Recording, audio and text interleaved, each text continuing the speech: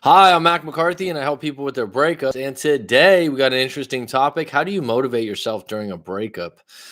Stop being a victim. That's right. You stop being a victim. There's a time to be a victim. There's individual cases where people have a right to lick their wounds, be upset, and quote unquote be a victim. But I would say if you're in the land of victimhood, it's temporary. Get up off the fucking mat, stick up for yourself, stand up for yourself, and ask yourself this question: where's my power? Because a lot of times during a breakup, you're thinking to yourself, I can't.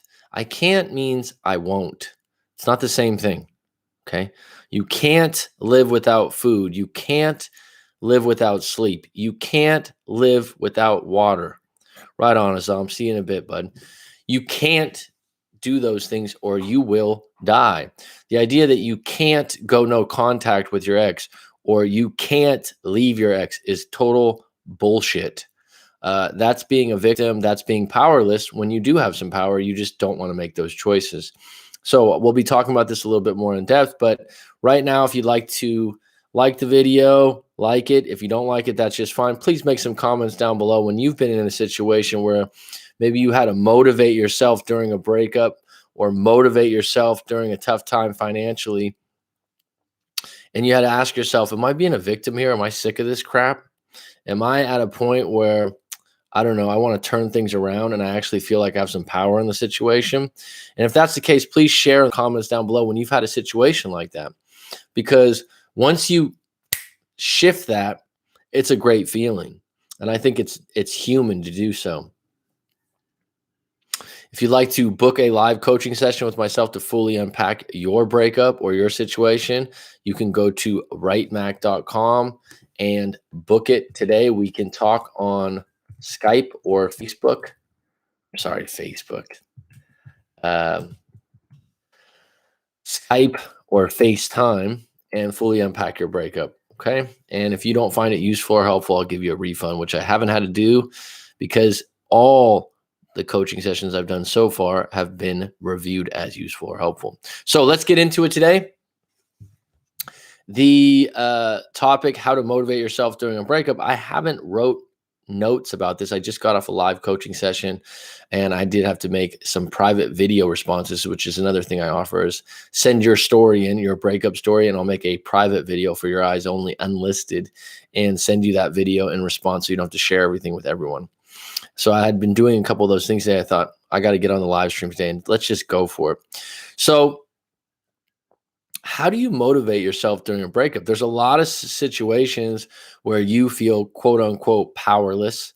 You feel like there isn't an answer, there isn't a way out. And a lot of times the reason that is because you're looking for a fucking shortcut. The pharmaceutical industry has created a lot of shortcuts for people that don't feel good. And so someone's looking for the quote unquote magic pill or how do I just get out of this or get rid of it? Well, if I told you it was going to take a little while, could you deal with that? Oh, no, right? It's like the amount of times that I've seen YouTube videos or interviews with people that have PhDs, master's degrees, they work at Stanford, they work at Harvard. They're highly educated, highly respected. They have, published books, and they get in the interview process and the information that they're giving people to improve their lives or to move forward doesn't require a fucking PhD. I think it's great that some of these people have PhDs and master's degree, and someone might listen to them and they might hold more weight. But the amount of times I've seen doctors interviewed about health and recommend that we eat salmon and eat broccoli, but do you do it? It's like the idea that I constantly tell people that have anxiety, it's not just your breakup that's causing you to get anxiety. It's also your belief that I get anxiety. Now let's think about that for a moment, because a lot of people are struggling with this. The amount of people I have that tell me, well, I have depression or my ex has depression. Now, this is two different things. So when someone says my ex suffers from depression or anxiety, or my girlfriend, boyfriend, partner, I don't know what to do. Well, you don't know what to do because you don't know what the triggers are, and you're not a trained professional. And even if you are a trained professional, your partner has to want help with that. If your partner identifies with, I get anxiety all the time, well, then they're going to find ways to make that true subconsciously. Now, as an individual, if you're having that problem after the breakup, you need to look at ways to combat the anxiety. So, for example, if you eat a lot of sugary foods, you drink a lot of coffee, drinking coffee can make your hand shake, right? If you're not getting exercise, if you're not getting sunlight, if you hate your job, if you have a lot of traffic that you have to drive through to get to work, all these things contribute to an individual being more stressed, being more depressed, and having more anxiety. And so the quickest way to burst out of anxiety or depression for a moment, by the way, is to get intense exercise. Oh, yeah, I've heard of that before. Yeah. Are you fucking doing it? Oh, I don't have time. All right. Well, then, complaining about uh, not feeling good, and I'm not talking to anyone specifically or anything like this, or identifying with it as if I just have that, just like I have green eyes or I have black hair, is you becoming a victim to it. What you need to do is go, see what happened to me when I was in a bad breakup 10 or 11 years ago. I don't know what it is now because I've lost track, and I was in a really bad place. I was sad. I would even say depressed. I don't like saying depressed because I don't identify with depression. I hadn't had it before. I hadn't really had anxiety before. And some people go, wow, you're really lucky. Well, in my life, I had ups and downs. I had some sadness. I had some different things, but I had never really felt those feelings of depression. To me is having no hope. Anxiety is just a fear of uncertainty in the future. And obviously those things bubble up when you're in a breakup. But the first time I came across them significantly was during the breakup in my late 20s, 27, 28 years old. And I didn't like it. I didn't feel like it was me, and I definitely didn't fucking identify with it. I didn't go around telling people, "Oh, I'm depressed. I got anxiety right now." I thought to myself, how do I get out in front of this? Like in my head, I'm like, I'm suffering right now. I'm hurting. I didn't like the feeling. So I sought out a hypnotherapist. I talked to a spiritual healer. I talked to a really close family member. And I was looking for answers and solutions. And I actually even talked to my mom. And my mom was like, look, oh, maybe you should just go to the doctor and get some medicine or a pill. And I was like, no, that's not something I'm going to do. That's not something I identify with. And the greatest thing that helped me daily in dealing with it was going for runs outside, preferably if it was sunny, with no time frame or no miles or kilometers range, putting some music in and sweating and moving and getting out there. And it wouldn't necessarily, I would just feel like a new man and a new person. But about 20 minutes into the run, I forgot about my problem for a bit. I felt better. I felt good. It is human, absolutely human, to feel good, feel better when you're getting sun or you're outside, you're getting fresh air, and you are moving forward. There is nothing like a good sweat. And the great thing about it is, sauna, I agree with. The great thing about it is when someone goes, oh, what can I do? What I like about a run or even a walk, let's say you're really out of shape and you're like, I don't identify with running. It's too difficult for me. At this point in my life, I don't run nearly as much. I don't jog nearly as much. I do a lot of walking. I do hiking. It's more comfortable for me. Now, it's just as good. It might not get your heart rate as up, but moving forward. Andrew Hubbard, who I've just come across, I believe he's a neuroscientist, Andrew Hubbard. And, he goes through all these studies and these different things and whatnot. And I listened to him in an interview, and it's pretty interesting. But I mean, he came back to the fact that going outside during anxiety and going for a walk and actually forcing yourself to move forward combats anxiety.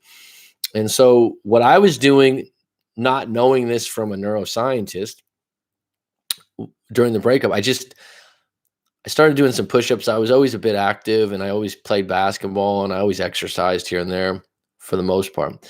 But I just started going when the mouse wheel in my head started running, and I started getting really bad anxiety or worry or sadness. I would just put on my running shoes. I would put in a, I had an iPod at the time, and just listen to music and just go. And I'm telling you what, it's not just good for your body or good for your heart. It's good for your fucking mind. And that's what people lose track of. I don't necessarily do exercise to look good. It's more of a plus, a bonus. I do exercise for mental health. I do exercise because it makes my mind feel clear and nice.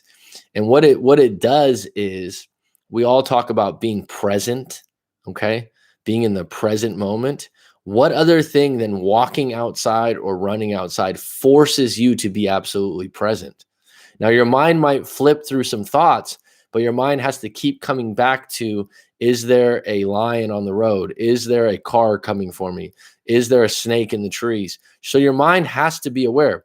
What happens when you sit on the couch in your living room, watch TV, eat a large pizza, veg out on Netflix? Your mind is in a safe, controlled place, which is boring because it's absolutely comfortable. And for some reason you think, I'm so comfortable, this is what I should want, this is what I should be shooting for. But the reality is that comfort is actually making you get more anxiety and more stress, because in your head right now, in that present moment, your mind shuts off from, oh, there's going to be a lion coming in the room, or there's some kind of danger. You have no worries in that present moment that are immediate. So your mind goes, hey, let's think about the past. And if it's the breakup, you start going through the past, and you start going through the past, which you can't change. And if you have problems with the past and your should have, could have, would have's, right? Then it puts you into this moment where you're paralyzed, and you somehow are like, oh yeah, like I have my pizza, I have my, I have my Coca-Colas, I have this, and Coke tastes good and the pizza tastes good. And I like pizza. I'm not against having a pizza, and I'm watching my Netflix, and I'm on my comfortable couch, and all I can think about is my ex. Why? Because you can't get present sitting on your couch in the living room, because it eliminates the human brain from having to react to outside, from having to feel the fresh air and movement of outside. The quickest way to change your mind is to create some kind of change in your physiology. Now, it's funny, Rob has mentioned going in a sauna and then an ice pool. So someone will be, oh, I don't have a sauna, I don't have an ice pool, right? This is when people are victims, and you give them suggestions and you give them different things, and it's like, no, I can't do that because of this. How about this? Not everyone has it, but you can go take a really hot shower, or you can take a really cold shower, especially if you live in a cold area. If you don't have a quote unquote cold tub, you can go turn the water to freezing cold and jump in there. It will not cure you from your breakup, but for a moment, you're going to be thinking about something else than that individual. And so if you're in a moment where you have that mouse wheel in your head, and you're really down on yourself, and you're really worried, and you're worried, and you're worried, and you're worried, and it's like like a DJ, jump in a cold ass shower and make yourself sit in there for 5 minutes and scream and yell and have it out with the cold water. If you're having a moment, and I remember this, I talked about it before when I was talked about this in a prior video a while back, years back now. But I had a situation where I came across some information from an ex that I was having trouble getting through and getting over. And basically, I came across this information that was direct. It was factual. It was in my face. It wasn't like, oh, I saw a picture on Facebook.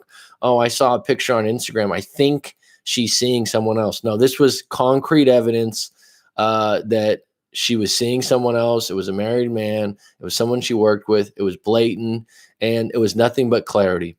Okay. And in that moment, did I feel good or great? you think, oh, I want to know the truth. It fucking hurt. It stung. I got my fucking running shoes on. It was 10 o'clock at night. And I went, you know what? I'm just going, I wasn't jogging. I wasn't going light. I was doing fucking sprints. I was training. It was like the 40-yard dash for the NFL combine. I was going all out. Why would I do that? Why would I do that? Just to sweat? Because when you run full speed, you're getting intense emotion out of your body. Okay? I mean, it's the purest form of, I don't want to say joy, but feeling good.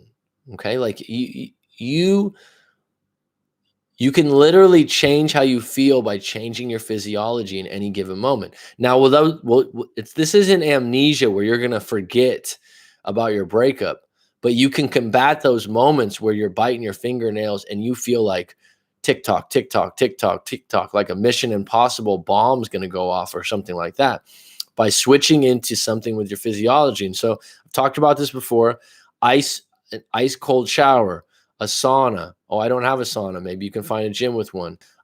Going on a hardcore sprint. The more intense the emotion, maybe the more intense the exercise. Oh, I can't leave my house. Do as many push-ups as possible and then start again. There's something called burpees. Okay. It's one of the most popular cross-training things out there. And it's basically, you can look it up. It's basically a push-up where you jump up, push up, jump up with your hands up. And it's very, very intense. Do 10, 20 of those. Do jumping rope in your living room.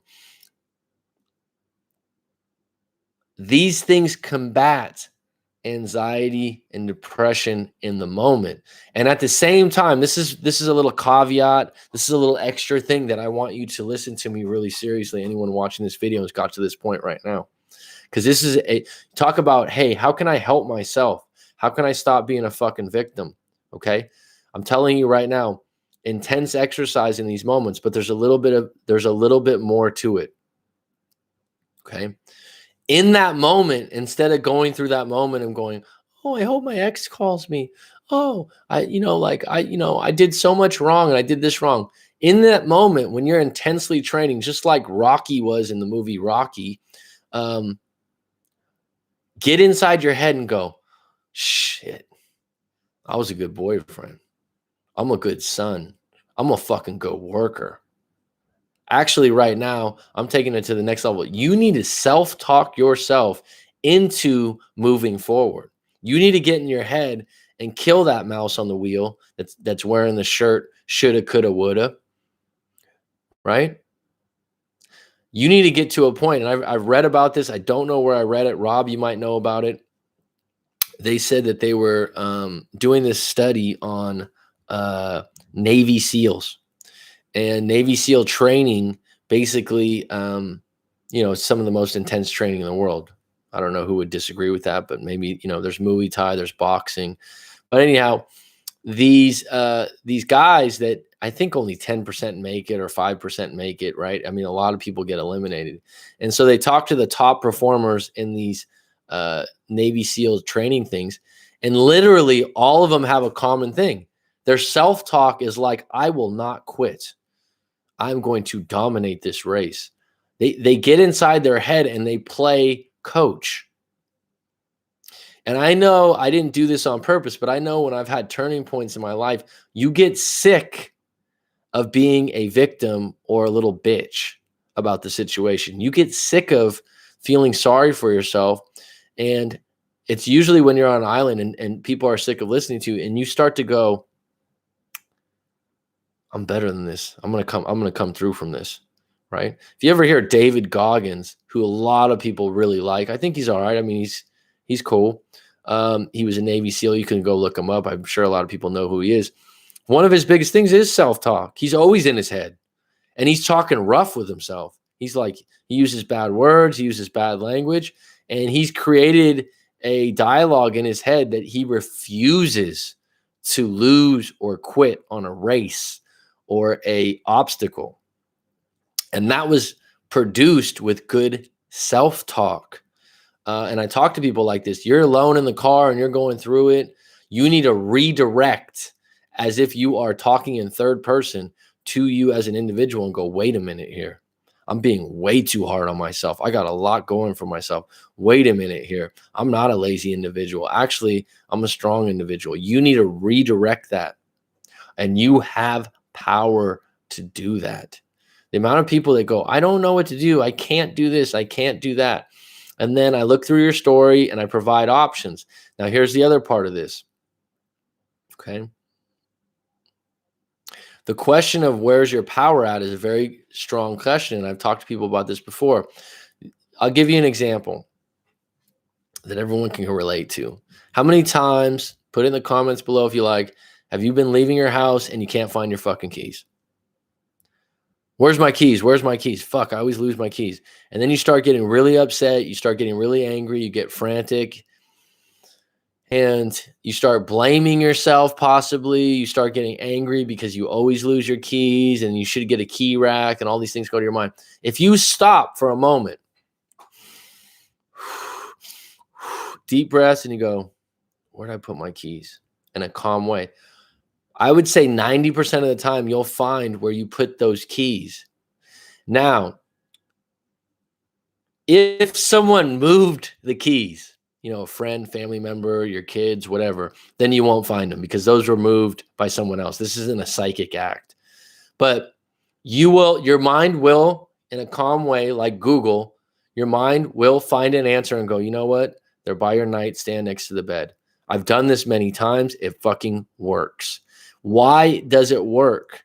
Because your self-talk has changed from you always lose your keys, you always lose your keys, which tells your subconscious to stop looking for your keys, but to make the statement that you won't find your keys true. Does that make sense? Now, if you do this, you're redirecting the narrative and the question in your brain to, I want to find my keys. Where was it? Where did I put them last? And most of the time, something will float to your mind that will be the answer. Like I said, unless you had someone move those keys, right? Then that would be out of your power to just ask your brain the question. Your brain probably doesn't know that unless it's psychic. So reverting this back to when you're a victim and you're in a relationship where you broke up, and I'm going to share something really quick from a YouTube comment I had recently. Where you feel like I'm powerless, I can't do anything. That's just some kind of narrative that you've spun. Someone just wrote me this earlier. Okay. Let me share this with you. These videos are really helping me. My ex is in town because of COVID, and he treats me like we are official when we are together and has bought me a lot of clothes that I do not ask for. But after we hang out, he won't message me for days, as it made it clear to me that we are just friends. But when we are together, he treats me like his girlfriend. I don't know what to do. My response: where's your power in the situation? You can tell him you're not interested in being friends and cut off contact. That would be bold, but may get his attention. Does that make sense? That's a clear answer. I'm not telling you have to do that, but that's a situation where you can go, I actually have some power in this situation. I actually can do some things. I just don't like the taste of them, or I might not like the pain of them, but I do have options here. Her response: Coach Mac McCarthy, yes, I have become powerless to him. Being powerless is a choice. I am able to do no contact just fine, and every time after we hang out, I anticipate not hearing from him for at least a few days, and I do not reach out to him. But the moment he hits me up to hang out, I go back to him. Again, so don't complain about it, because you can say no. You still have free will. You still have a chance to do other things. He did me very dirty towards the end of our relationship and during our breakup. He knew how heartbroken I was, but he would send me selfies of him with girls he was dating. So here's a situation where someone goes, oh, I have no power. He did this to me. Eliminate the bridge of communication. Cut that person off. Okay. at the balls, literally, by blocking them on your phone and on social media. Oh, I wouldn't want to do that because then they can't contact me. Then don't complain, because this idea that they somehow have power over you and they're doing you wrong is you losing the fact that you actually have options and you actually have power in the situation. You're just not using it and being a victim. I think I will see him in person and tell him that unless he actually sees a future with me and wants to commit, then it's best we part ways. I will never be his friend, and I sure as heck will not be his friend while he's dating other people. I just think his actions are extremely disrespectful, but for some reason he thinks he's a good guy because he pays for things, which I never ask for. Okay, so agree to disagree. Every communication is a miscommunication. People do this all the time. He did this, he's doing that. Where's your power in the situation? You can agree to disagree. You can move on. You can move forward. You can stop talking to them. People like to go around and say how bad their ex is or how bad their partner is. It's powerless. It's deaf ears. Your power is to be like, you know what? You did me wrong. You did this. I'm done. That's really ultimate power. You made a really good point on one of your videos. A guy can be rich, but doesn't mean he's a good partner or putting effort in emotionally. Absolutely. And here's the thing about money and relationships, okay? Everyone values this stuff differently, okay? And so you need to decide if it's a big deal for you. Is it a big deal to you for someone to spend money on you? If not, fine, right? If this individual had past relationships where women really were impressed by his spending, well, then it worked for him in one area and it doesn't work for you. That's a choice. That's where your power lies. Okay, let me say hello to the live stream really quick and touch base with you guys. Azam said he'd be back. Rob May, Mexico's finest. Nothing like a good sweat. I would agree. And if you think about it, Rob, how many things do you sweat at? Right? I actually live in a climate where you just go outside sometimes and sweat. But taking a nice shower after a good sweat, is there something to that? Run, sauna, or both. I run about 2K a day. Good for you, bud. Sauna is so good. Sometimes more, but I don't really need more. I do need plus more sauna and the jump in the cold lake. Laugh out loud. There's no way I can find a cold lake here so many times. What's up, Silly Cliff? I like the name alone. Austin, Texas. All right. Scott W. that's on here, Silly Cliff, lives in Austin, Texas also. So you got a mate there. No, I'm sorry. Rob said from Austin, Texas. Oh, okay. From Ohio. Silly Cliff's from Ohio. The classic non-message after meeting up. That's a sign of a guy just looking for action. What's up, Azam? Hey, mate, we always have the power. We are all good enough. People get lost sometimes. Time to go inwards to feel good enough. Some are addicted to what is familiar and why breakups like sobering up. I agree. Love working out morning to get the stress out. I mean, I think the biggest misconception for some people with getting into exercise routine is the fact that where do you start? And I would say start small if you haven't exercised in a long time. Go for a 5-minute walk, go for a 10-minute walk, do 5 push-ups, do 10 push-ups, whatever it is. You're not going to be Arnold Schwarzenegger in a day. It's the same thing with meditation. It's the same thing with changing any kind of habit. Eating healthy. Eliminate bad food before eating healthier. To me, is one of those things where people, I'd say, have a vision. Yeah, that's true. A vision of your day or your life. All right, I'm going to go into, I did have one story come in yesterday. Well, I've had a few, but this is an interesting story, and I know this live stream group likes stories. Hey, Mac, I just found let's see where we're at here, 29-minute mark. If you have a story you want to share, please visit writemac.com, send it in. And I could do a video like this. If you want to get to the head of the line, drop a donation. All right.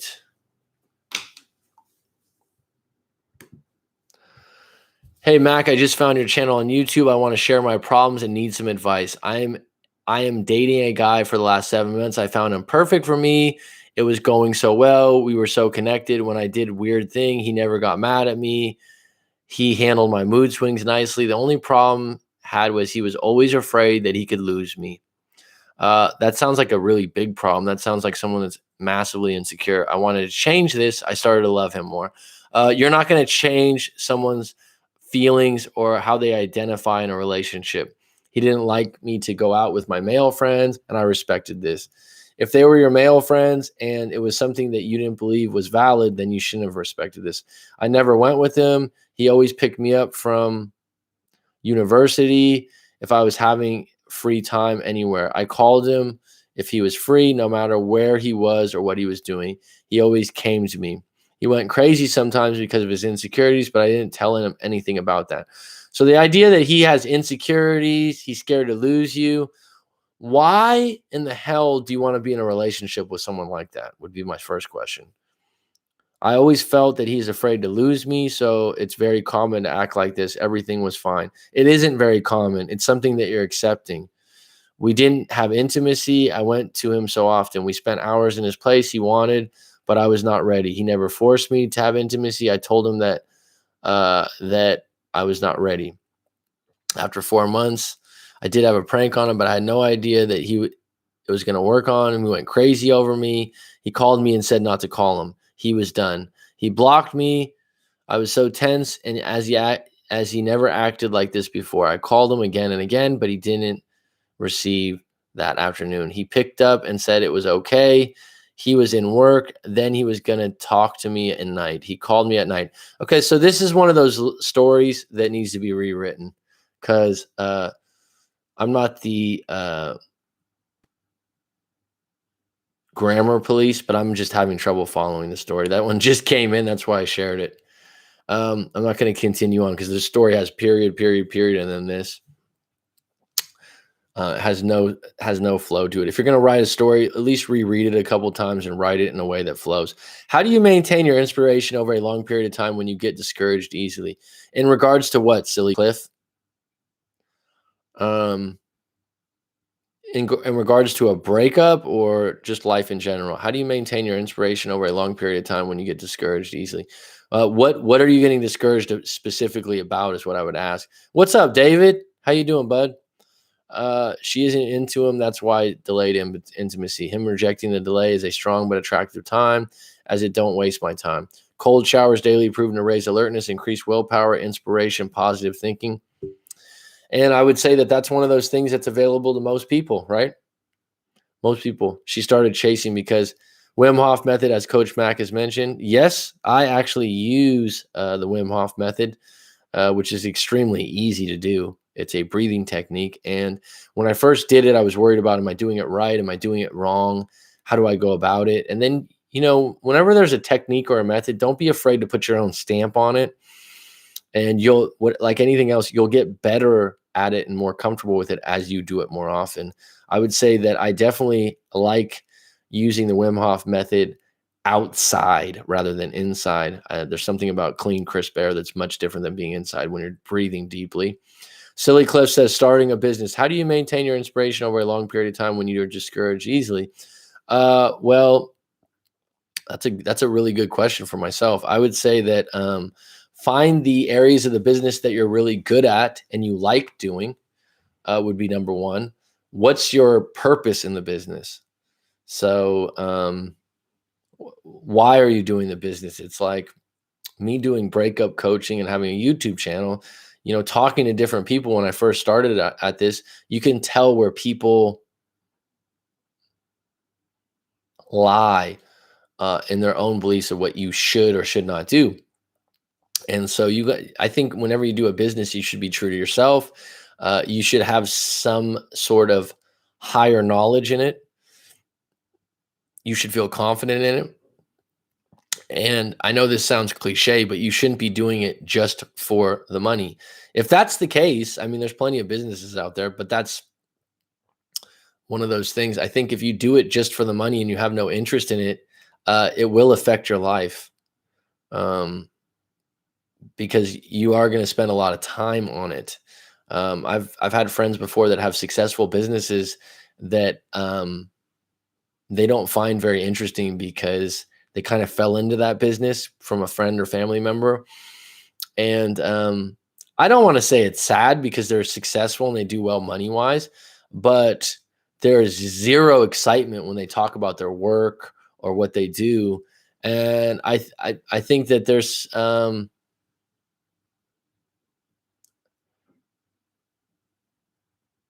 part of your soul you're neglecting by not doing a job or work that you not only feel significant, but you feel good about and you feel proud about it. I've talked about this many times before. And so I would say that if you're doing a business that you're proud of and you're proud to talk about, that's a good start. And another thing, Silly Cliff, is start with the end in mind. What would be the ultimate goal? For me, when I very first started YouTube, I was like, I want to get paid clients who I talk to about their breakups on calls. And then you get your first call, and then you get your second one, you get your third one. And then what's the next step? What's the next step? For me, it's creating a better studio and doing a daily podcast where I interview other people. For me, I'm creating a platform out of my website where I could profile other breakup coaches that want to do what I want to do. These are things that are my next step. And so I think if your next steps, Silly Cliff, are clear and exciting, that's one thing I would say is, are you chasing admirable goals that excite you rather than just ignite you making money, if that makes sense? Interesting fact, I don't have access to cold showers half of the year. So you only get hot water or kind of lukewarm. What's up, Jen? How you doing? Just curious, Jen, you don't have to answer, but after our last live coaching session, was there any action being taken? No pun intended.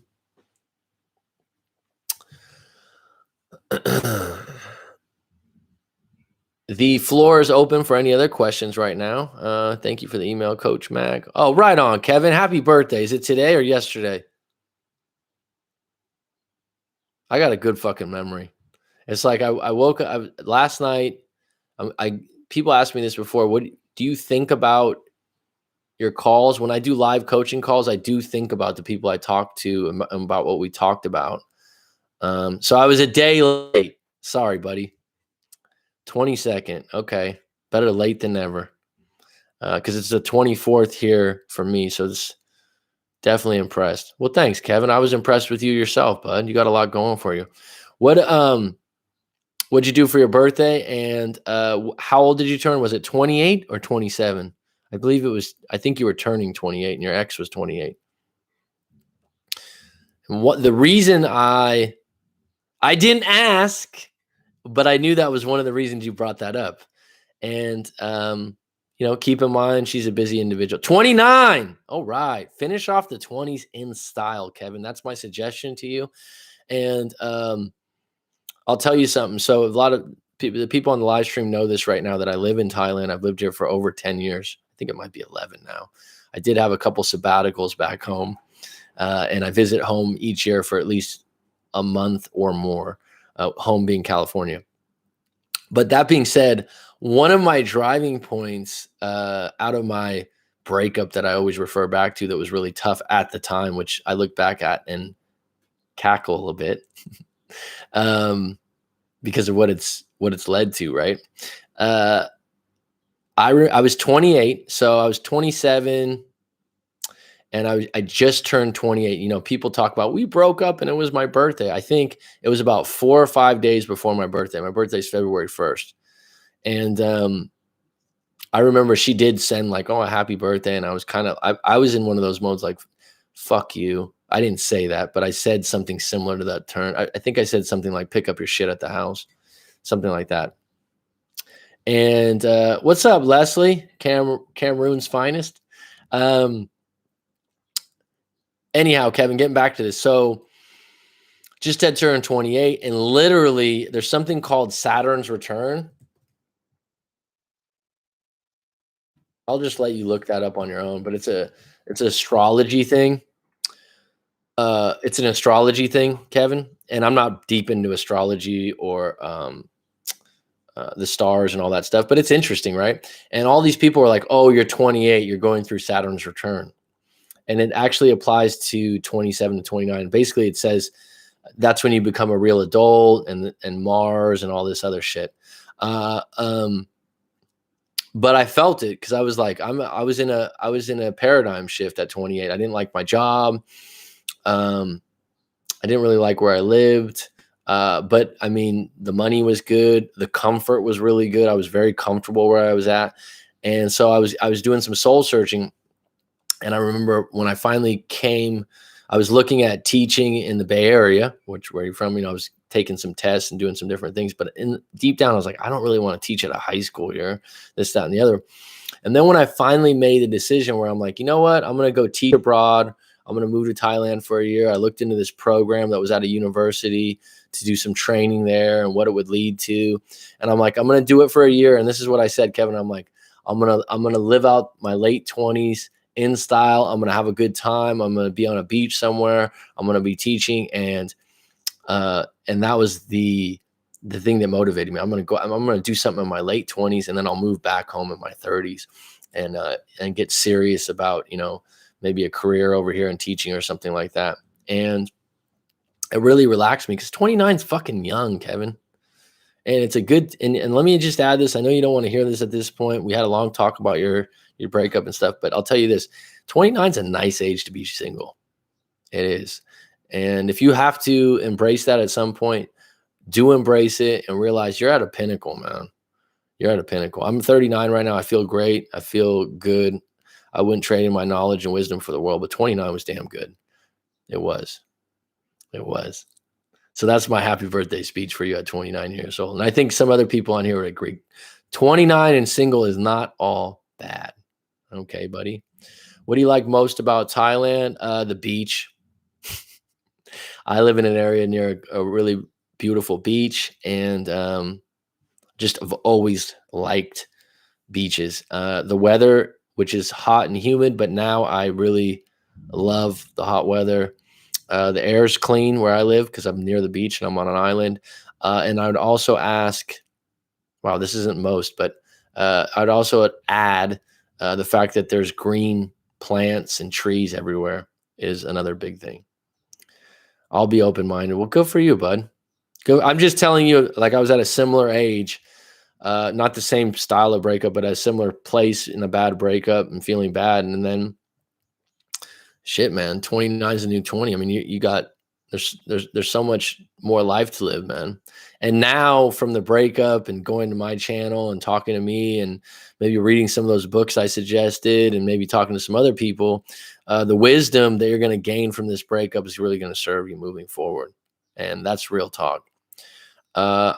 Leslie, I'm happy you're good. Mary, how are you? Haven't seen you for a while. I hope you're well. I know you weren't going back to work for a while, so that can be kind of boring, right? Wim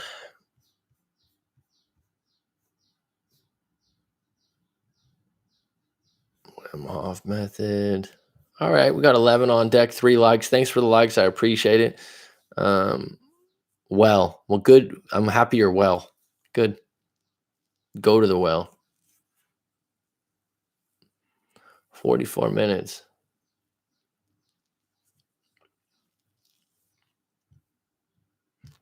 Let me double check this.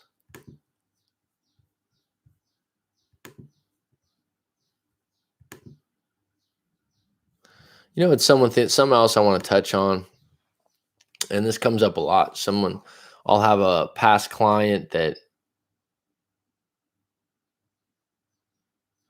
I'll touch on this. Do you feel the same now at 39 that you did at 29 or 19? If not, what's changed and what would you have done differently? Good question, man. I feel like I'm in an interview. No, of course not.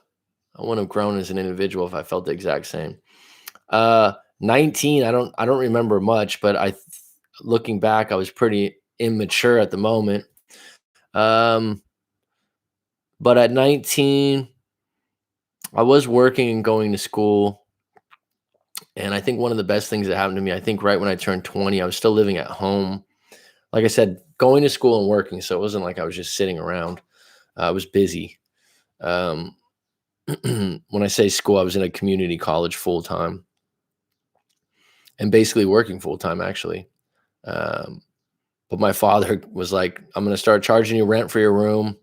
And my father started being a bit of an asshole about things, like if I was around the house or I asked him to move the car so I could wash my car or something. He wanted me to move out, and I could get that. And looking back, it was a great thing because I thought to myself, I'm paying rent. I didn't complain about it. I paid it. My dad had my respect. I was never like, "Hey, why are you doing that?" It was like, "All right, Dad, you want rent? Fine." He's like, "I'm not doing you any favors by you just staying here." And looking back, some of my friends and stuff from different places that had stayed home, fuck, they didn't move out for years. Anyhow, it was really good for me to do that. And so right at about 20, I really grew from moving on my own. And then when I moved to San Diego, which was an 8-hour drive away. So you couldn't just go home and get your laundry done and stuff like that. So I had to really grow up, and I got a studio. I was planning on living with friends, and I actually made a really good judgment call. The friend that I was going to move in with had other friends that he wanted to get a bigger place with, and the two other friends were just fucking losers.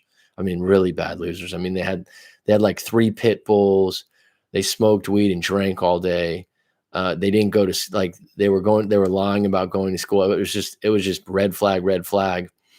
And I was like, look, I'm not going to live with them. So I switched my plan and I got a studio for myself and lived in an area closer to the beach that was more expensive, but was where I was really wanting to live.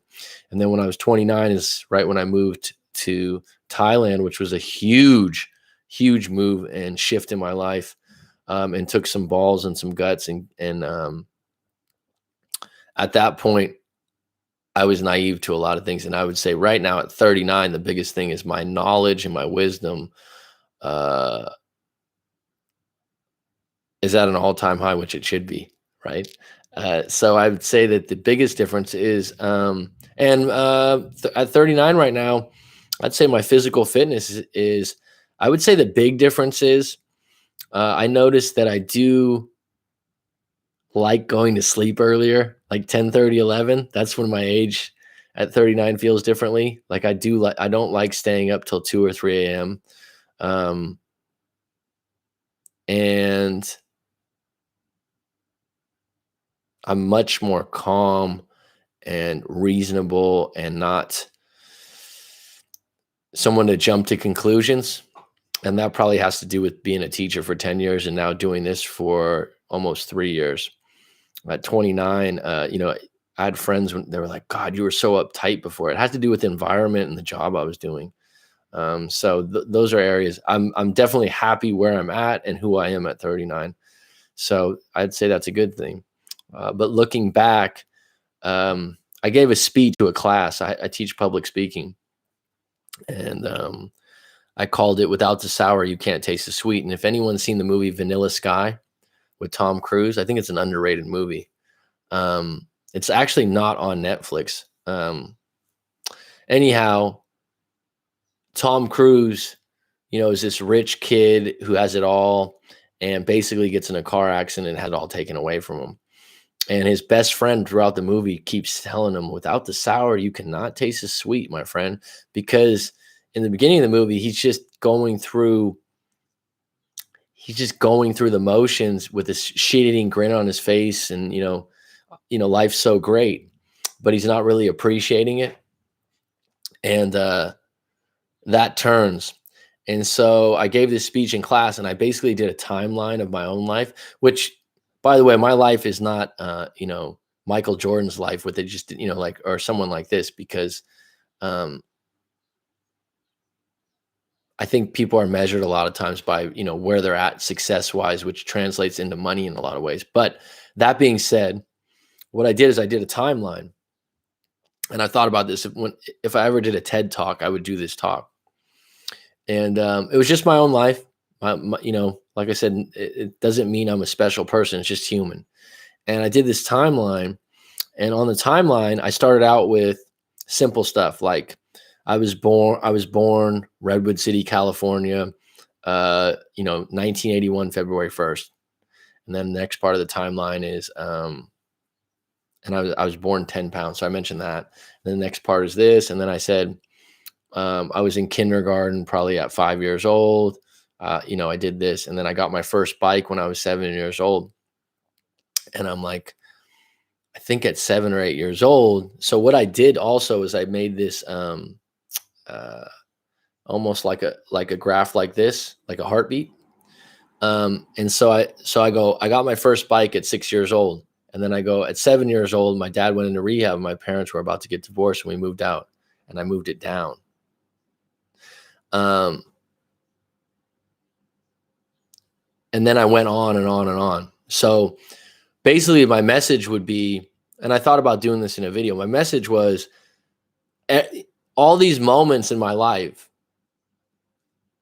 without the sour, you can't taste the sweet. And in doing the speech, you realize how many down moments that you thought were so fucking down and you came out of them. Think about this for a moment. If you look back at your life and you did a timeline about significant moments, not just great moments, but bad moments too. And I've talked about this before. One of my biggest breakups and biggest hurts in life was getting cut from the high school basketball team when I was a freshman. I was fucking devastated. I mean, I didn't see it coming. I thought I was good enough. I was a part of the team. The camaraderie was good. It fucking hurt bad. It really hurt. It was a really low point for me at, was it 12 or 13 years old?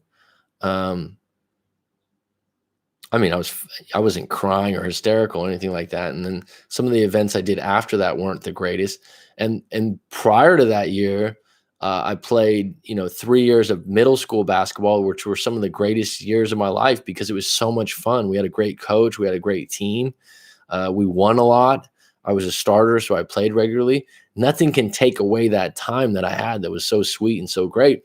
And then it was from about 10 to 12 years old was a great time for me. My parents had gotten back together. There's a lot of stability at home. I liked the school I was going to. I was getting straight A's. And then all of a sudden I went freshman year of high school, cut from the basketball team, sour. And so I gave this speech, and I'm not doing it justice right now because I'd have to have a whiteboard to do it correctly. But my point was that the ups and downs of life is the heartbeat, right? It is the heartbeat. And the thing while I was doing the speech, what I was getting at is there's all these bad moments that you think are never going to end, and they're just fucking moments. And you're going to come out of them. And this actually fits this live stream today because stop being a fucking victim.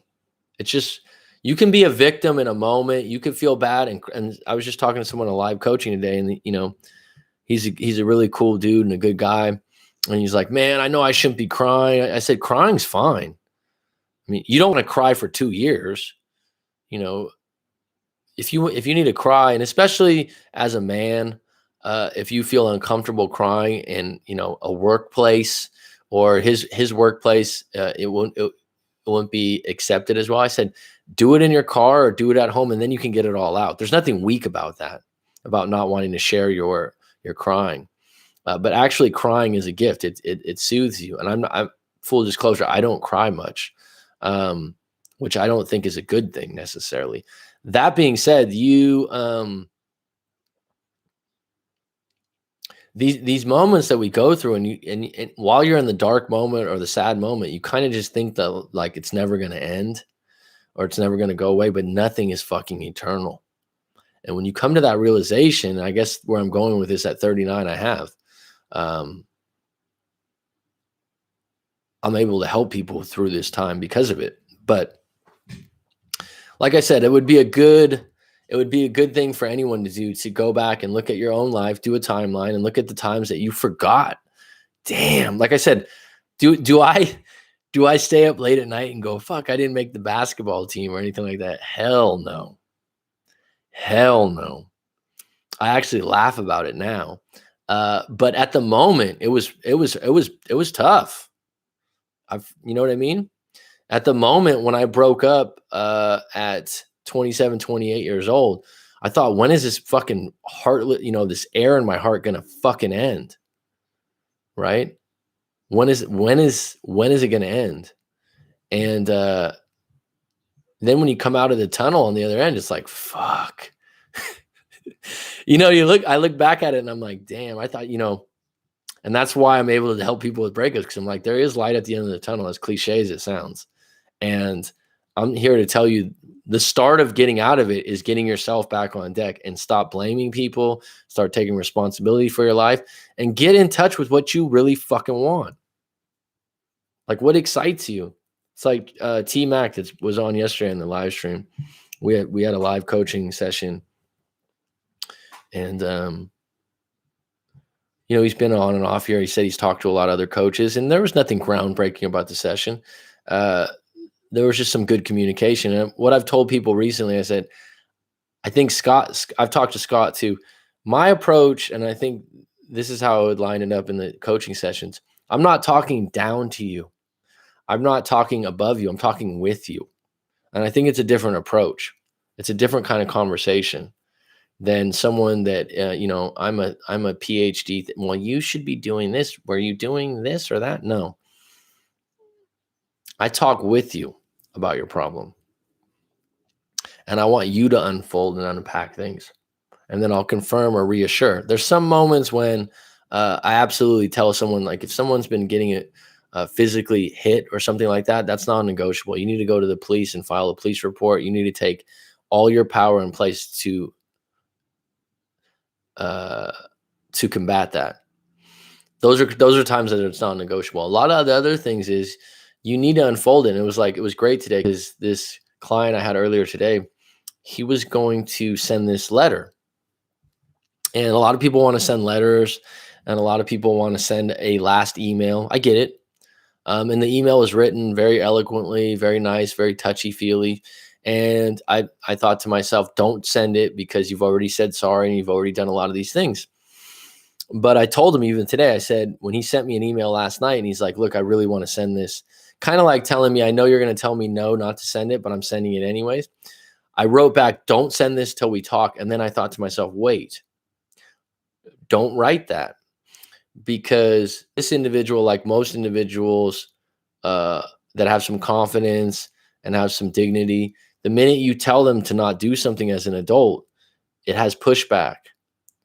So instead of asking that, I said, what are your intentions in sending this story? And do you think this would convince them to come back in some way or form? So instead of saying, don't send it, I asked a question to ponder so that you can come to the realization of what you really want from sending that story, and hopefully understand the consequence if you don't get what you want. The consequence of sending a story or a letter and the person responds coldly is you going back to ground zero or worse. And when you write letters like that, you don't realize that you're writing it for yourself, not for them, but you're trying to make it out that way.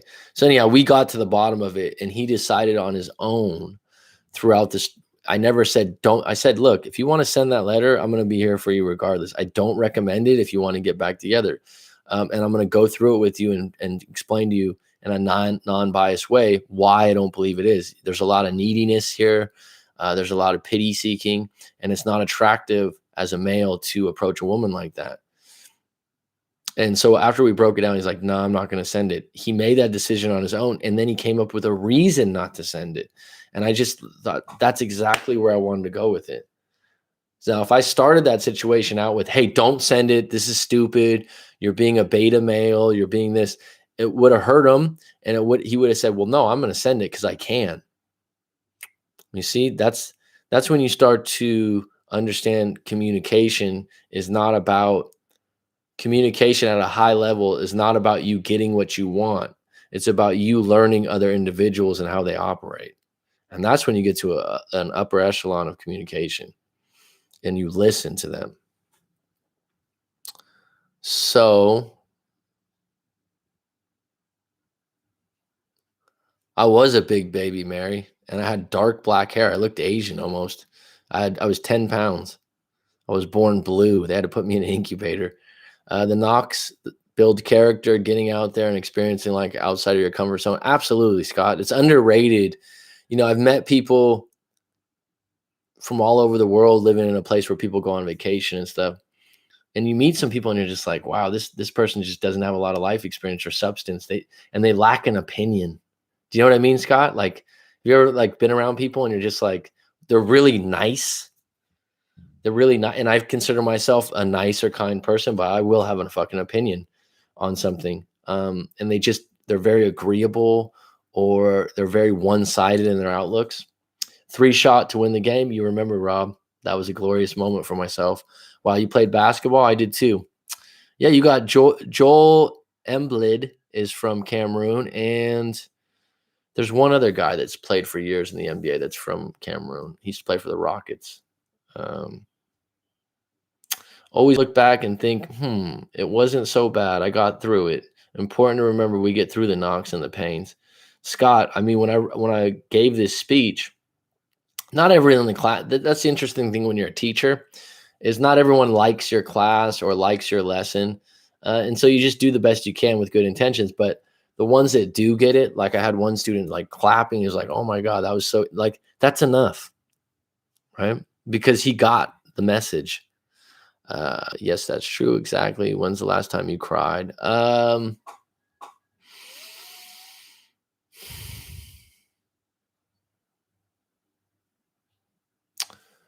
was going to say my sister's funeral, but it was after my sister's funeral. And when I cried, I didn't cry in a way that, how should I say this? I haven't gotten a cry out where it's just like a, those kind of cries. It was more just tears and emotion bubbling up. And I actually, to be honest with you, Mary, I induced the cry. I was having a moment with myself. I've talked about this before. I've developed a set of questions that I've used with clients, but I've actually used them where I ask myself the questions in private to myself to get to the root of the problem. And I was having some questions about actually why I hadn't mourned my sister's passing more. And by the end of that set of questions, I did have an emotion burst and cry a bit. And that was probably 6 or 7 months ago. And I was just suppressing some things and some feelings. And that's what I think that's where crying comes in, is it's a release. It's good for you. Car addict, how you doing, bud? 5 minutes ago was the last time I cried. Is that what you're talking about? I love crying a lot until about 2 years ago. Now I'm tough and realize that there is no prize for suffering. Things will hurt, but I try to approach the pain differently. I think that's why I probably don't cry as much. When I was a kid, it wasn't rewarded. You get in trouble for it. And I think at a young age, I had a really big cry. My dad got really upset with me. And I kind of always, this is what's really interesting about psychology and human beings, is there's a root to it all. And so, I had a situation when I was a little kid where I knocked over my dad's beer. My dad got angry at me. I started crying, and my dad pushed me pretty hard. And I always remembered that. And after that moment of crying, my dad was pretty upset and whatnot. I'm going to go into the details of it, but I felt like afterwards, like, crying's not something you're going to get what you want, where some people use it as getting someone's attention. It was the opposite. And so I think that's where it came from when I've done my own self-work. And that's realizing there's a seed to all your actions, actually. Rob, are you answering my question? Okay. Your approach is real and it works, mate. Thanks, Scott. I appreciate that coming from you. I can't even remember. I don't tend to a lot on purpose. Maybe I set the bar too high.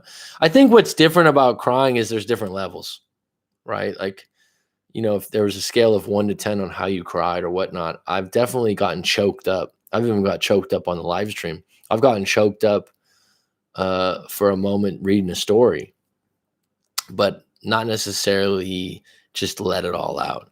You got Asian fever? Do you got Asian fever too, Mary?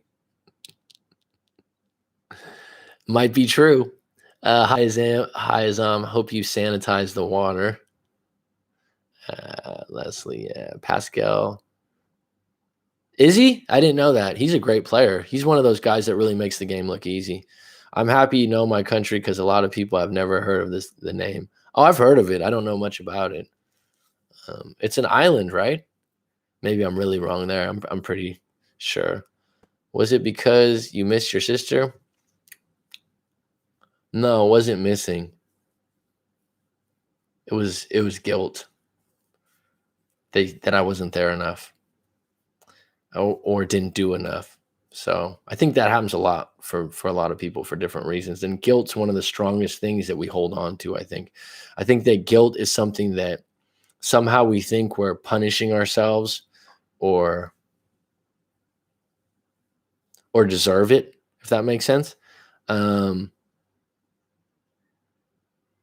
a lot of times, most of us have to give ourselves a break and forgive ourselves because we need to move on. And we can't change the past. We can only learn from it, right?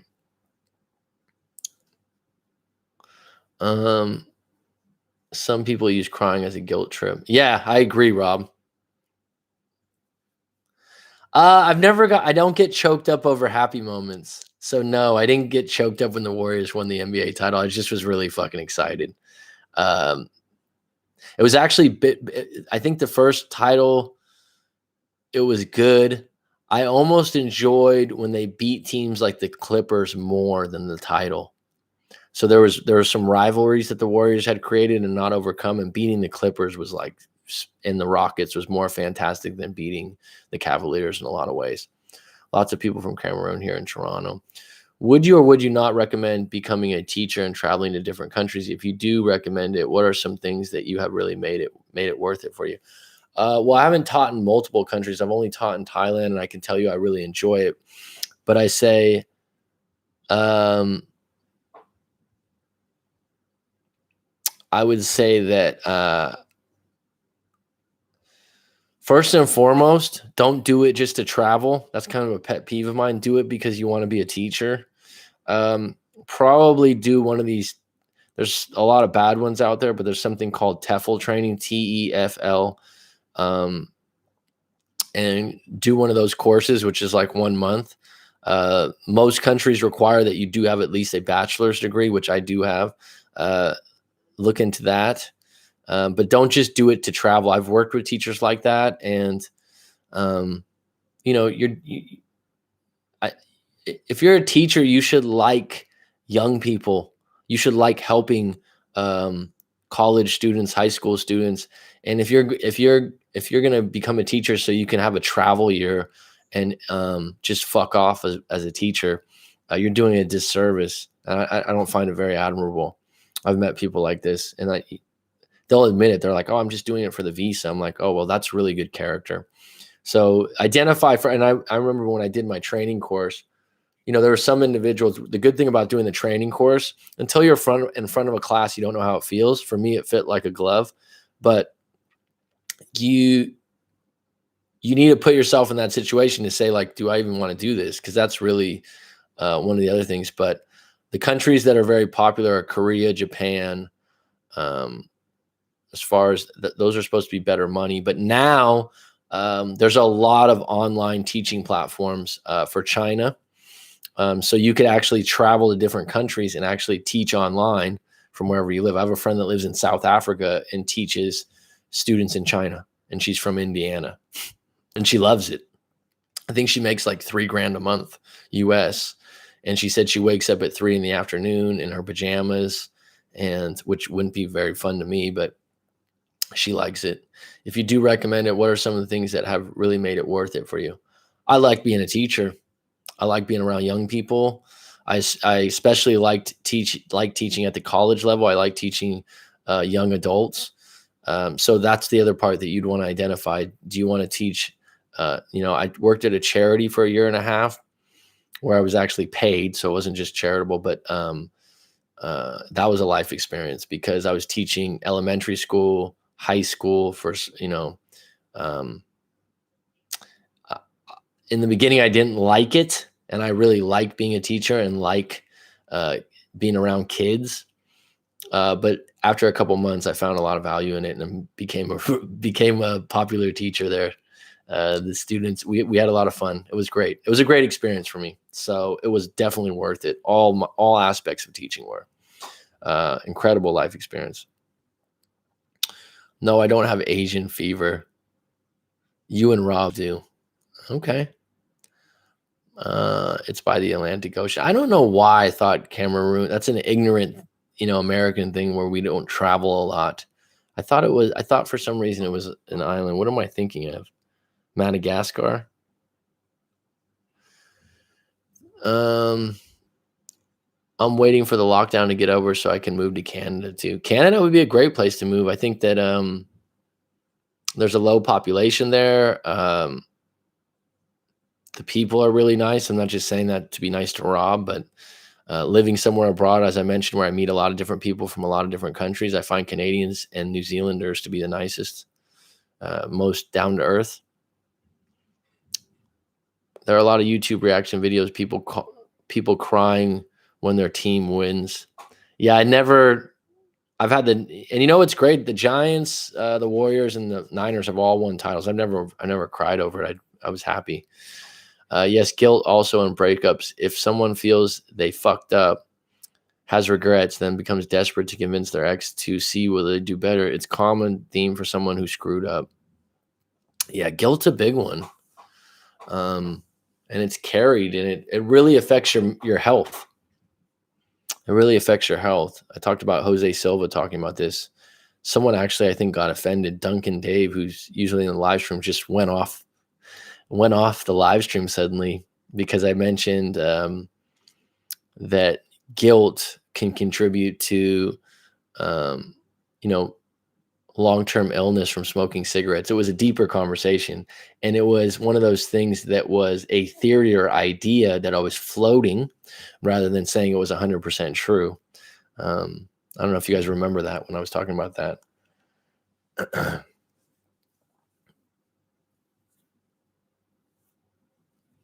Yes, I live USA, but getting a visa to USA is a problem. I love the USA, or I live in the USA. Low population, yet very dense in the big cities.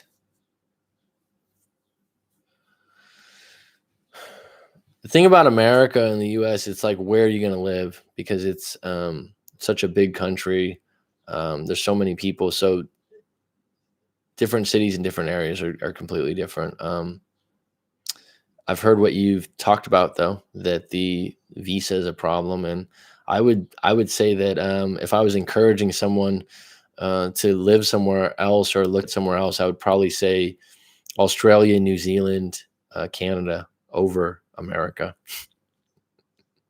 At this point, Silly Cliff is moving to Canada as well. Good for you, Silly Cliff. I can get emotional if it is something I feel passionate about. I can't hide my feelings. I don't have a problem with that. I think if someone, has emotion, as long as they're not using it as a victim cry or to get their way, completely fine.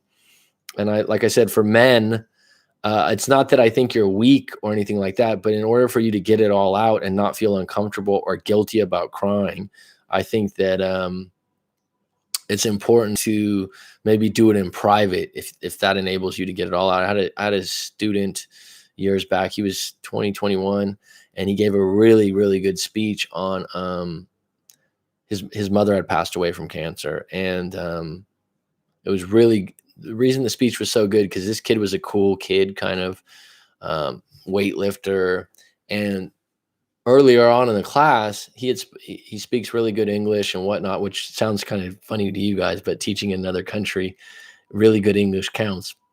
Kind of a funny side note to that. When I go back to California, this sounds really bad, Mary, but I'll go to Starbucks or one of these places and get a coffee, and there'll be an Asian American, and I'll think, wow, you speak really good English. Because in my head, um, I'm always dealing with an accent or English that's off from Asian people where I live. So it's kind of funny how the brain works. But anyways, getting back to this student. So this student was giving this. He had given a couple speeches before, and he was very uh, technical and trying really hard to look smart. And you'll see this on YouTube now sometimes where someone talks like this, almost like Barack Obama's like this. Barack Obama's almost too eloquent, almost too polished. Does that make sense? Um, you know, Hillary Clinton, when she was public speaking, was like robotic with no emotion. Some people do this kind of like where they do this sales pitch and they use their hands a lot. And to me, really good public speaking is when you look at someone and you go, they're just talking. This is how they really are. And so he had given a couple speeches where he tried to walk through the crowd and do this thing. I said, "Hey, Riel," I said, come talk to me after class. He's like, "Okay." He's like, "You didn't like my speech." I go, "Your speech or the substance of your speech, it wasn't bad. You're still going to get good points or whatever it is, right? Everyone always cares about their points." I said, "But what are you trying to do here? You're trying to be like you're on TV or talk like a politician or something like that. I noticed that you're stiff. You're trying to use your," and he's like, "Okay." And I said, "The next time you give a speech, I want you to tell a real story from your life, whatever it is, and don't worry about how you look or how it's coming across. Just tell the story." And to his credit, he listened to me because it's not easy to share a story about, how you dealt with your mom's death, which I don't look forward to that day in my own life. And he nailed it. And he didn't have to act because the story was real. And so when he got up there, one of the things the reason I brought this up that was really interesting is he was saying that, his mom passed and his mom had some small business that he was going to take over and the business wasn't doing well. And people were like, "Oh, just sell the business, do this, do that." So he had all this pressure. And he said, I remember the speech. I'm not going to cry, but I just had a moment where I felt, fuck, man. And he said he just went in his room after the funeral and just cried and cried and cried. And I thought, as a man or as a guy, I wouldn't think it was weak for anyone to cry at a funeral or anything like that. But in order for someone to get it all out and not be judged, going in a room by yourself to do it might be better. And so he had said after he cried for quite a bit, he felt the presence of his mother, and his mother told him he'll be okay and some other things. And it was just a very good speech. And so I would say to people that do cry, then, my grandfather had said that never cry in front of a woman. Oh man, never cry in front of a woman. And he said my grandmother had always said that that's such a big deal. Like a guy crying doesn't seem natural. It's fairly easy to move to Canada. Sour Abba Namdi, how are you, buddy? How to deal with feelings from my ex? Most times I'm doing great. Then suddenly it's back to day one. Should I reason these feelings? Good question. I feel resisting wouldn't help, but let those feelings run for a while. So there's another answer to that would be neutralize them. So that could be with reason. If something comes, because this is very common, by the way, Sour Ba. I hope I'm saying that correct. Maybe I can just call you Sour or Mr. Namdi. It's funny. Namdi would mean in Thai would mean good water. Because Nam is water and D is good, and they do things backwards. So I'm doing great, then suddenly it's back to day one. And this, like I said, it's very common. So instead of, if you get a feeling like, for example, oh, my ex is never going to come back, or we were so good together, instead of like saying, stop thinking that, take the thought and go, okay, yeah, I do miss her right now. And we were really good together. So I would say yes to reason with it or neutralize it. And neutralizing it would be more like, I do miss her, but I know I'm doing the right thing because we've tried everything so far and I'm doing the best I can. Come back to that. Marianne, salons aren't open yet. However, all this here will likely lead to so-called second wave. It will take a long time before this is normal again. Have you ever cried in front of a woman you dated? No. No, I have not. I'm trying to think back if I've ever cried. No. I've been choked up on the phone once in a breakup. Thanks for hanging in there, David. I did a lot of talking today, so I hope it was a good one for you. Uh, Hour 20 minutes. This has been good, grand. I think it's been a good chat today. Does anyone have any questions? Because we got 13 on deck, and I've been doing a lot of talking. It's a radio show style, right?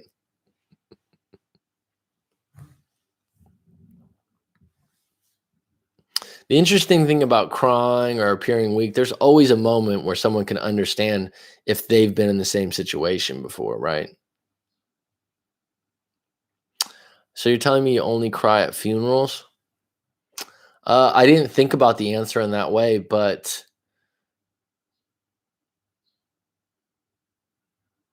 even at my sister's funeral, I didn't cry. I got choked up. So actually, to be honest, Mary, at the funerals I've been to, I haven't cried. I've had moments, I've had felt emotion.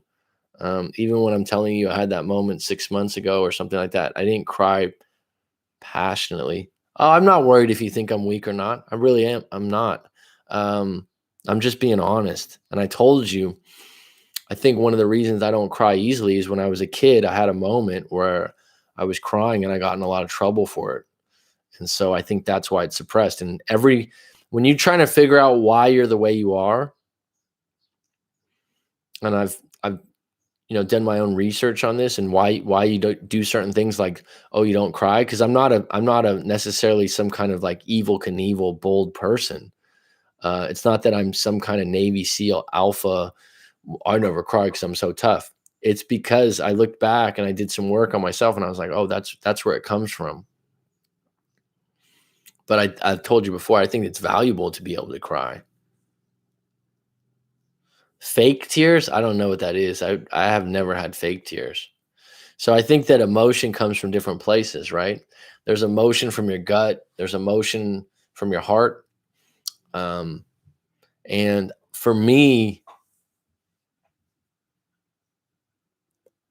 when I feel a deep emotion, I almost feel it come up from the gut.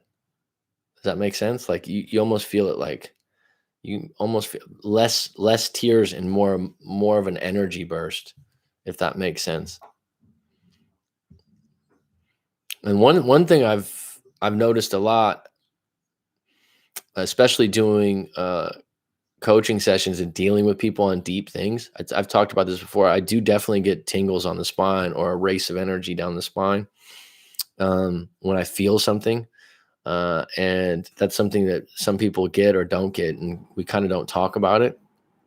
But when you're feeling something, so I definitely get that. Like if someone sends me an email or I'm writing an email, I'll just feel like this.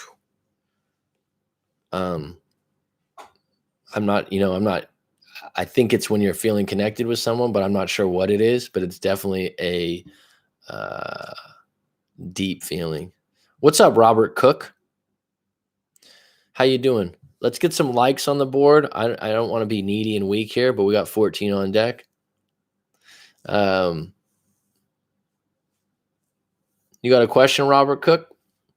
I've been going at it pretty strong for an hour, and I'm going to probably sign off in a bit.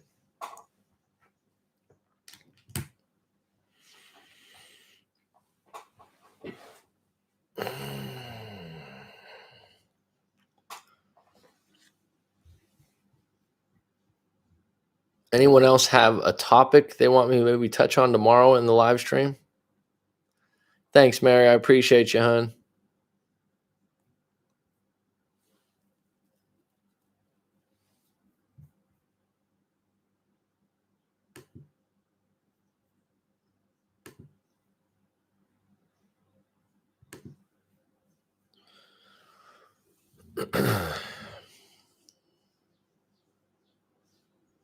let's get let's close this thing out with, how do you motivate yourself during a breakup? How do you stop? We got 14 on deck. Let's ask the question right now. Let me get you a little bit more active right now because I've done a lot of fucking talking today. How do you motivate yourself during a breakup to get up off the mat? And how do you stop being a victim during a breakup? Please chime in. What's up, Zuki818? I'm well, buddy. Heard from my ex yesterday, first time in 2 months. She was very blunt, but talking at least. She contacted you and wanted what, Mr. Cook? And Mr. Cook, what do you want?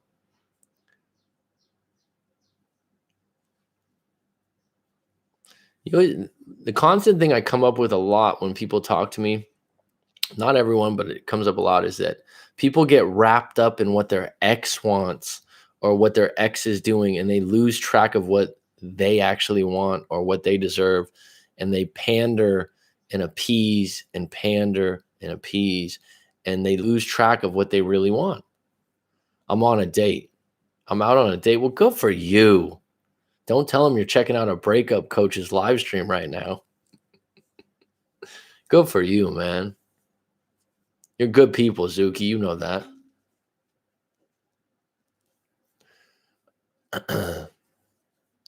If a man does get watery eyes, it can show he's real enough to show emotion. A few tears can be a healthy thing depending on the situation, just not sobbing. I agree, Scott. I agree 100%. I don't. And there's even, hey, man, there's fucking moments where someone has every right to sob. There's extreme cases of trauma or stuff. Hey, you know, absolutely. I absolutely agree with that. How do you motivate yourself? Read the books and figure out the whys and where your chances are. Okay. Figure out what motivates you is one thing. It's like that Michael Jordan documentary right now. Michael Jordan was constantly looking for shit to motivate him. It's like he has this one moment where he's like, I got to thank you for it. Thank you so much, coach. You're the best. Well, you're pretty damn good yourself, dude. We had a really good live coaching session. I appreciate you too, Zuki. It's a privilege to help people like you. And, the fact that you came to me out of all the breakup coaches out there, that's cool. Helped you because you're good people. The best thing to do for my person, who do you want to be? Focus on that, chasing goals, not people, making people fall in their natural place, especially exes. I think the vision's correct. I think that the thing about the vision, that I would absolutely agree, be excited about it. It shouldn't just be about making money or getting a lot of women or something like that. The vision should hold some kind of excitement. I think that gets lost sometimes, for some people. The amount of people, when I ask them, what are 5 things you want in 5 years? Oh, I want a house. It's so vanilla an answer. I want to own my own house. It's like, what does the house look like? What area and city is it in? How can you really get in touch with, like, I want to live on the beach, da da da da da da da, not just own a house. So not ones that society suggests to you, like own a house. I think owning a house is great, but the idea of just letting any go for fishing, yeah, coastal areas, yes. I live in Phuket, Krabi, these different mask. You can get an all-day chartered boat. She's names of fish, but for 10,000 baht, which is about $350 to yourself if you got 4 or 5 friends. That's pretty incredible. Take care, mate. Chat soon. Yeah, no worries, Scott. Have a good one, buddy. It's frozen.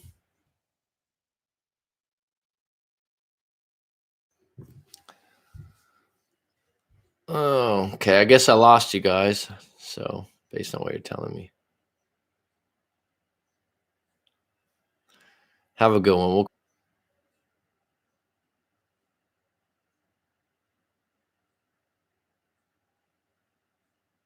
Women shouldn't love. That's a deep statement. Does everyone have me back on deck right now? And I'll finish up. Is it no longer frozen? Just to confirm, yes. Usually it tells me that the connection's off, but currently it isn't telling me that. Why do you want to be a realtor, Leslie, in Canada? Is that what you do back home? I'm just curious.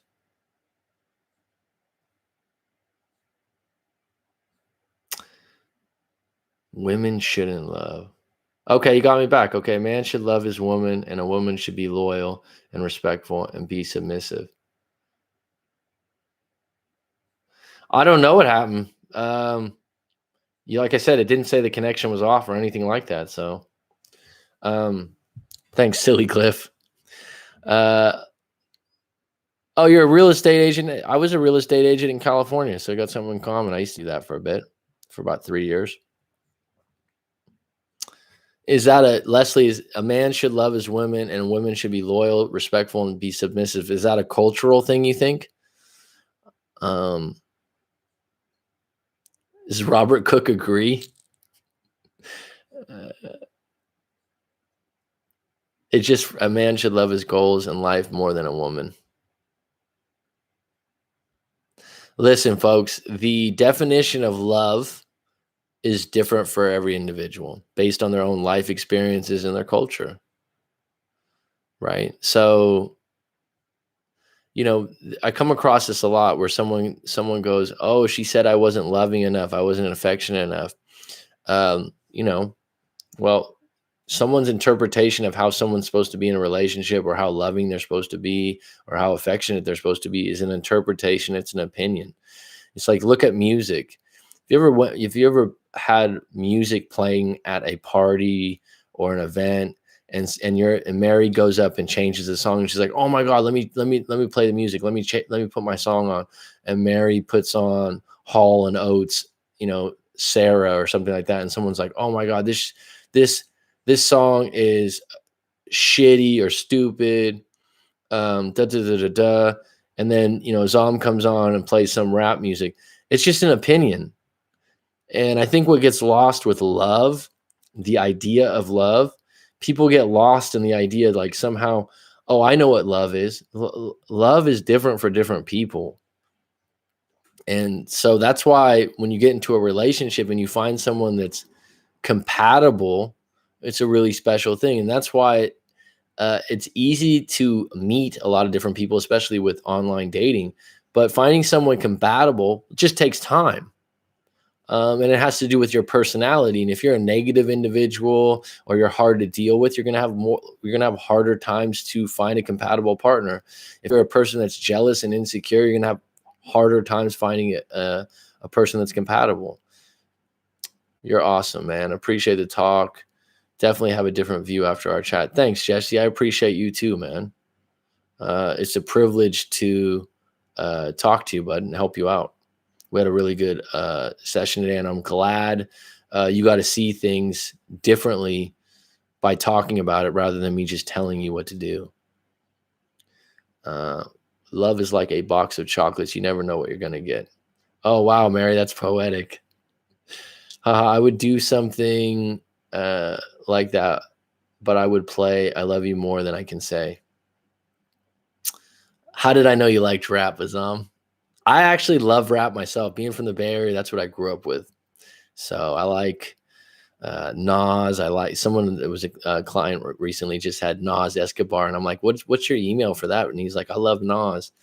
But yeah, we grew up in the Bay Area. That's what everyone listens to in high school. So I do wonder, though, if it is where it's gone with hip hop and rap, if having your 11 or 12-year-old listen to that regularly, like 24/7, is bad programming. And the funny thing is when I was a kid, is right when Tupac came out. So Tupac got really popular after he passed away. He was always popular, but then he like elevated. And he had a song called Brenda's Got a Baby. And I remember he was talking about a woman put her baby in a garbage dumpster. And I remember going with my mother to Tower Records. Mary knows Tower Records. And looking at the cassette, and my mom's like, I'm not buying you that tape. Isn't that the song where he talks about a baby in a garbage dumpster? And I'm like, come on, mom. And my mom's like, no. And I'm looking back and I'm like, yeah, I shouldn't have been listening to that. I did have Digital Underground. Remember Digital Underground? Mary will know that from being from California. The Humpty Dance. That was one of my first cassettes. And Belle Biv DeVoe, Poison. Those were my youthful days. Young MC, Bust a Move. That's when you know you're old, when those songs are like 20 years old. Finding love online is hard, especially when you think it is. How would you define genuine love? Well, genuine would be up to the individual. If I answer that, silly Cliff, that's just my opinion. It's not necessarily the truth. So, Biggie, my favorite Biggie song is actually the one he did with Bone and Biggie. You don't love anything that sounds good because what sounds good is an opinion. That's the funny thing.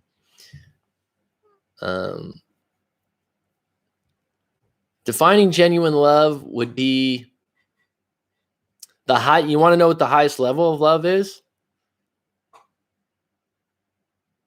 The highest level of love is unconditional love. That would probably I would probably stand by that. The highest level of love is unconditional love. And generally speaking, we usually have unconditional love for family. Not everyone does. And that's why it's hard when family is in a tough situation, because you're not able to just turn your back on them. And if you do, you feel extremely guilty.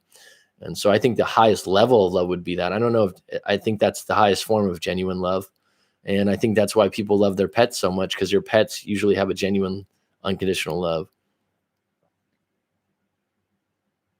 What's your favorite song by Tupac?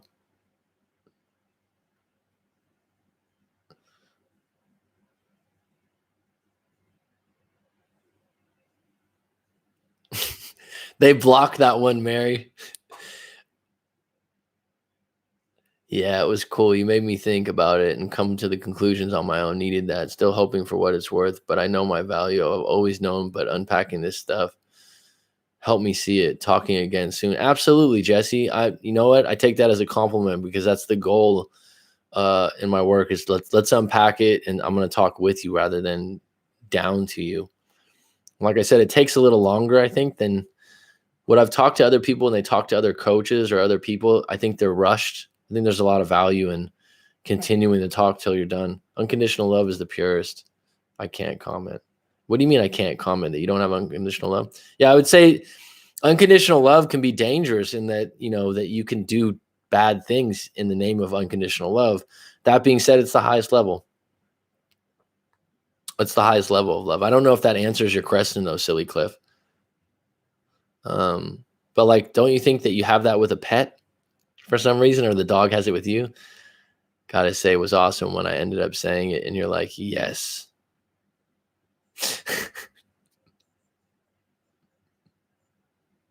Because we're on the same page, dude. I've been doing this for a little while now, Jesse.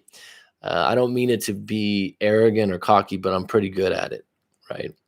That's why I offer people their money back if you don't find it useful or helpful. If you don't find it useful or helpful talking to me, then I don't need to keep your money. I wouldn't feel good about it. Well, of course. Yeah, you agree that would be the highest level of genuine love. And let's just add, it's difficult to have unconditional love with a partner. I think it's not built in like it is with your family. I think when you love someone without wanting nothing in return, not wanting them for their physical appearance or what they are, I think a good, healthy way for unconditional love, you can be disappointed, you can be upset, you can be angry with that individual, but it doesn't mean you don't love them.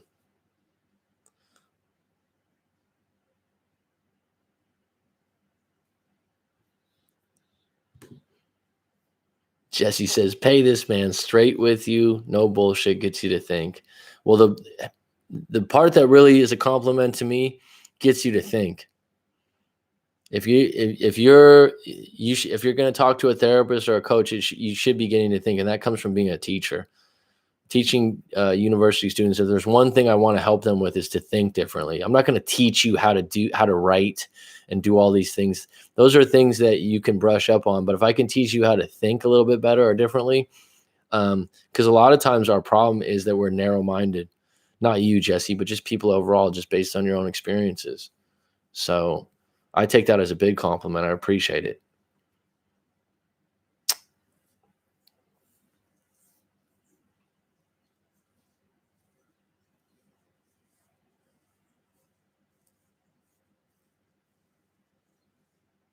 How old did you say you were, Leslie? I'm curious. Did you say late 20s, 27, 28? Wouldn't it be, I've thought about this over time because, my live stream is not huge or anything like that, but to do some kind of service where I'm able to hook you guys up with some other people. Because I come across so many people. Someone asked me this before, like, could you do matchmaking? And I was like, it would be very time consuming, but I actually could do it because after doing a live coaching session, I really get to know people in a deeper way. I don't know how I would do that because everything on the internet is so generalized so that they can handle bigger numbers. And I think that in order for people to get better quality, they're going to have to pay. Does that make sense?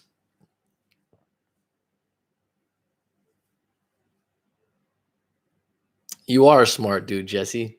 Say the guys that's got to be up in 5 hours. All right, logging off. Take it easy. All right, bud.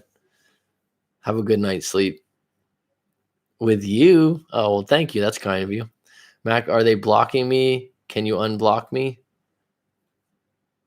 Oh, they just blocked you for that one. You used the N-word for the song that you said. So I think that's why they blocked you, just for that.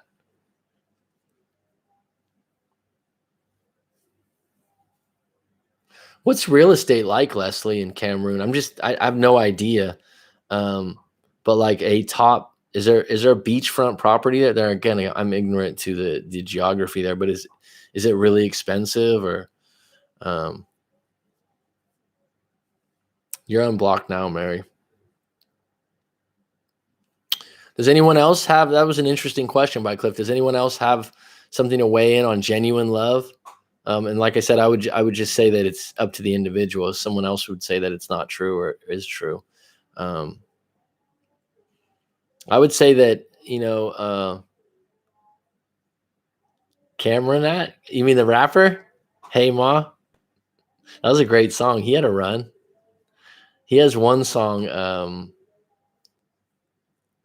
where the beginning of the song is the scene from Blow, and it's like, Church, what do you know about cocaine?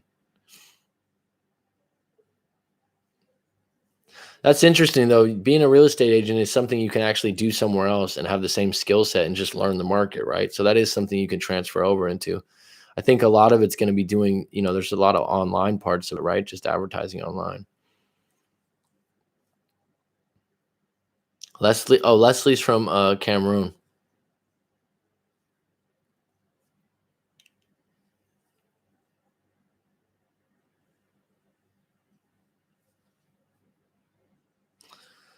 Coming up on 2 hours here. Spirited, good live stream today.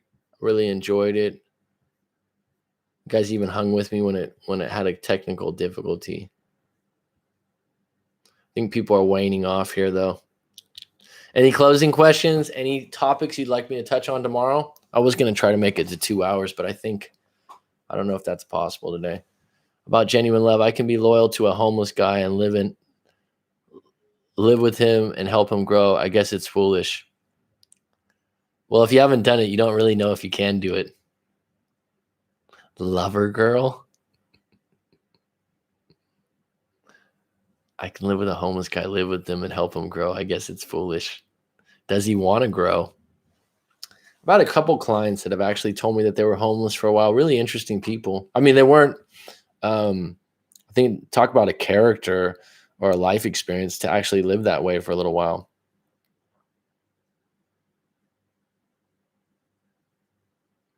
Azam's, you're saying as a, would you call yourself Saudi Arabian, not Saudi? And you consider you as a culture, you're loyal people, yeah?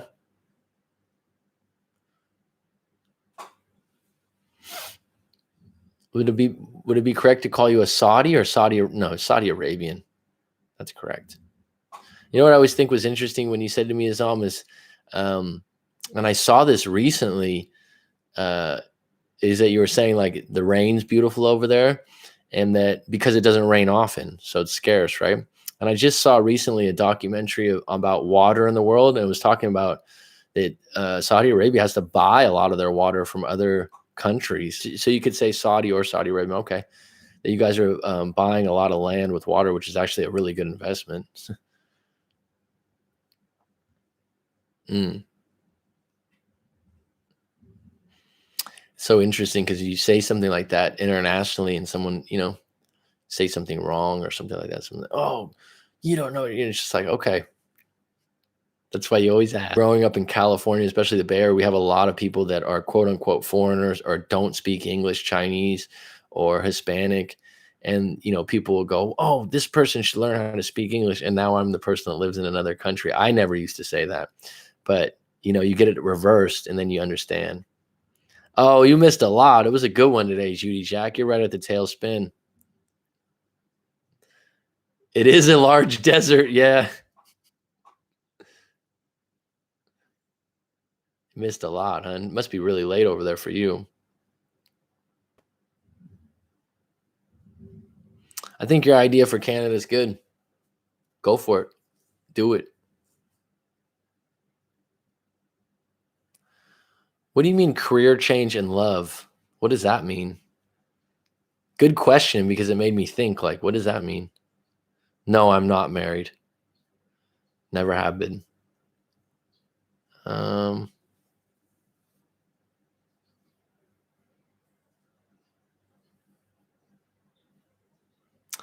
career change and love.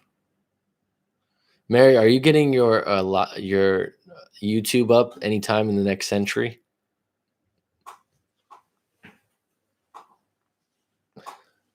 Oh,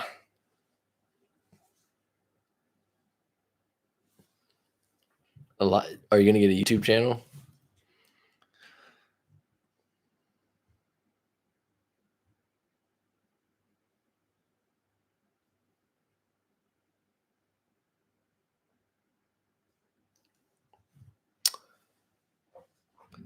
All right, folks. It's been good. It's been grand. I appreciate you all. Stay good. Stay strong. Stay you. Curtains. My zodiac is an Aquarius.